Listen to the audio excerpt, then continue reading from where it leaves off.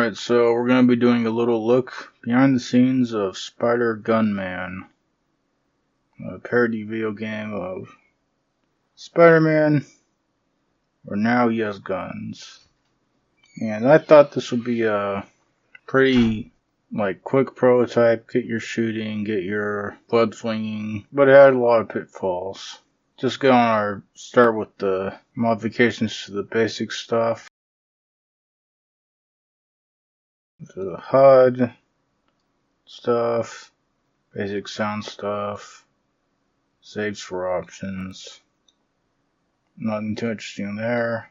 The only thing we didn't look is that when we're in slow-mo, we have an acceleration limiter on how fast you can turn. Otherwise, in slow-mo, the character can't keep up with the camera. This on movement, just basic stuff around for not moving. We can turn the camera freely. If we are, the character will follow the camera. I do a fair bit of modifications to jump. Sorry that in general this looks bad, but this especially. So first we look for if we're swinging, we end swinging, and we do a air launch. And this stuff is for seeing if there's a slope. Because there's slopes in these games, I want to be able to jump off them, even if I'm technically falling. I have to put in a lot of checks to make sure, because it makes sure it doesn't double jump. Now that we're on to swing management, this is all the stuff for finding a place to swing from and canceling it when we need to. This will start with have a pretty limited use of these. These traces look for specific points that are actors I put out into the world. Is that right now I'm only using them for the tops of poles and just one of the sections. But see, I have my trace here, and that's looking for the tops of these poles so I can easier swing about them. So now we get into the bigger meat of it. I'm gonna go over the general search for just a wall, any world static layer. Now here I'm having it just called this event a bunch, but there's definitely a way I could have there's definitely a loop I could have made to fill in these numbers, but whatever, I did the lazy way. I'll show you the line traces. You got see in general we're looking for I made a few restrictions. I'll have to go back to it just so you get the idea of sorting out this grid up and forward. Initially I thought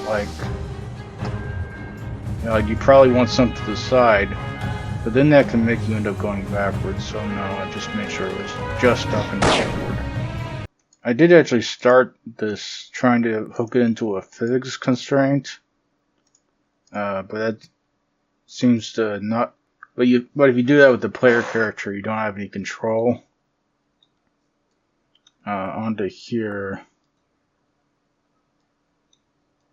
Okay, this was the list of points we found. We set farthest point to nothing. And then we go for our potential points. If it's too close, we don't take it. If it's not a certain distance ahead of us, we don't take it. Gets the one that's farthest away after those two conditions and sets the farthest point. If it's true, if we did find anything, we don't, we just end that, call the message for no. But we did find anything, we set farthest point to the swing in vector, which is the part where it's connecting to the wall. We do originally I was going to use the cables. I just left it there. But that didn't work, so I changed it to a dynamic beam particle system. Changed the material to just this black square, so it looks like a rope. Honestly, the cable visually, it doesn't have any gameplay benefits. It doesn't have physics. And honestly, it usually looks like way too wobbly. So it's better to just go with this. Also, and the main thing actually was that the cable would require an actor for the swing end instead of a vector, and moving that swing end around would cause errors. So that was done, and so that's why I went with this. Get into the update swing of. I don't know if I might as well. I think I might as well put this on tick since I'm about to update it so often. We get the range we are away from the hook from the swing vector here. This ends it. And then we want to do that. Make sure we're not looking for it right now to apply this. Make sure that we're not too far away. So this checks how far away we are to control how much force we're applying. And here's where they actually add the force of how much of their swinging momentum, which is like a pendulum formula thing I found. It's been a while since I've done, so I think this adds upward momentum. And going back to here, if we're outside the range, we sort of add force to get you back into range. But if we're too far out of range, we end our swing. And I have on tick a sort of safety check that if we got too much velocity, this sort of stops us kinda. Okay, now we're on to slow-mo aiming. So it's make sure the camera and character line up correctly. Add the crosshair. And this is this zooms in the camera. And that's on started, but on triggered we have our we check the slow-mo meter. We have that. This is where we slow down time. When we're done, we set back time, remove the crosshair, and start to refill the slow-mo meter. That's pause and setting stuff.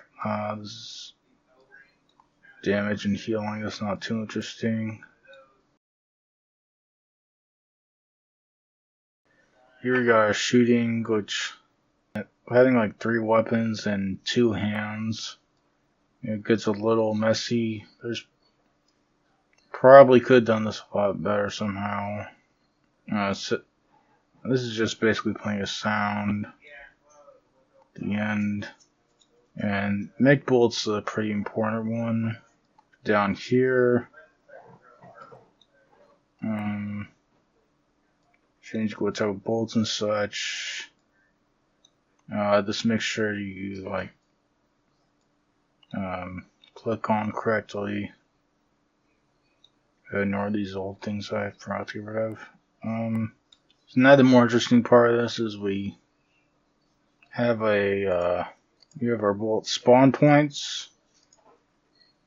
And now it's working as we're rotating these to the camera and such. Have to do a bit of offset and such.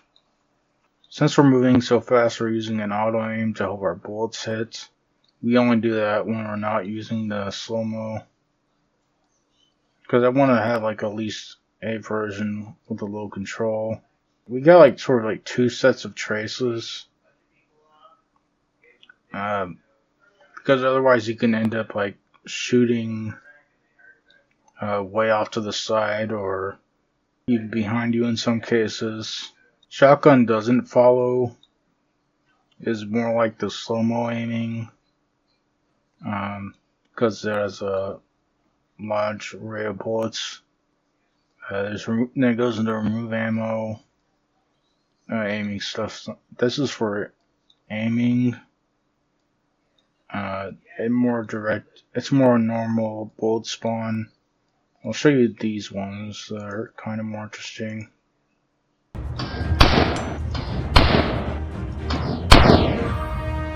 come out the left and right side. You see that blue one's for close and the red one's for far. Yeah, it's sort of like emulating a cone, which I'm not sure exactly why they don't do cone traces.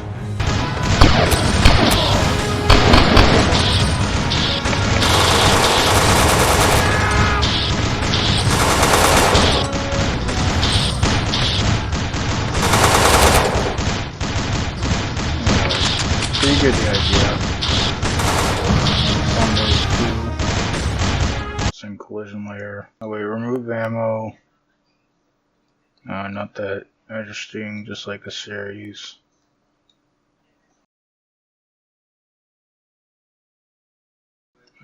Reload, sort of similar thing. Playing our double and full reload. This is the full reload stuff, or load everything. And then here we're loading just the current stuff. These are the checks, and that's a reload for basic. This is our basic reloads for left and right.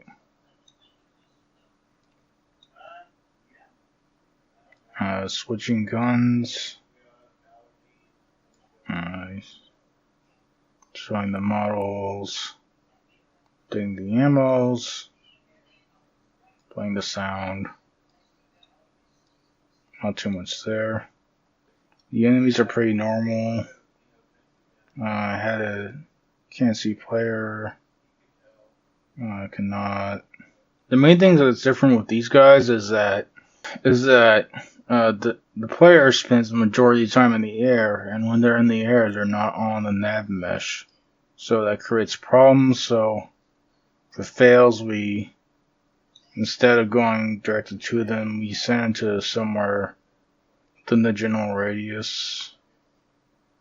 That will find a point on the nav mesh. I don't know if there's like a way to find like the closest point on the nav mesh to a character. That would have been really helpful. And you kind of think they would have that. So I had a lot of issues with frame rate. And I found it was tied to the enemies. And I thought it was pathfinding for a good while. But that wasn't it. It was a really stupid mistake where I'm using these collisions to detect the player, but I had it checked as everything overlaps, because in a collision sense it doesn't matter, but in performance sense this matters a lot, because looking for the player on every single level, we only need to look for the player. It was like it halved my frame rate due to that error. I really want to talk about the things I feel like affected frame rate the most outside of my big dumb error.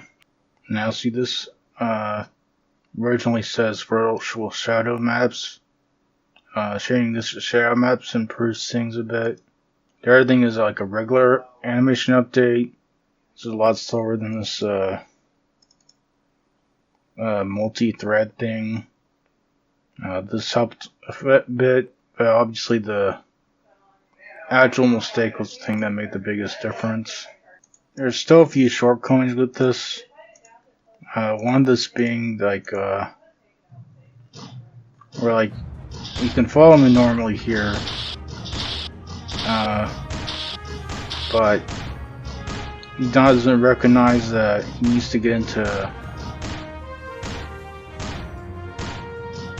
He doesn't recognize that he needs to get where he can see me. I had an EQS thing that would fix that.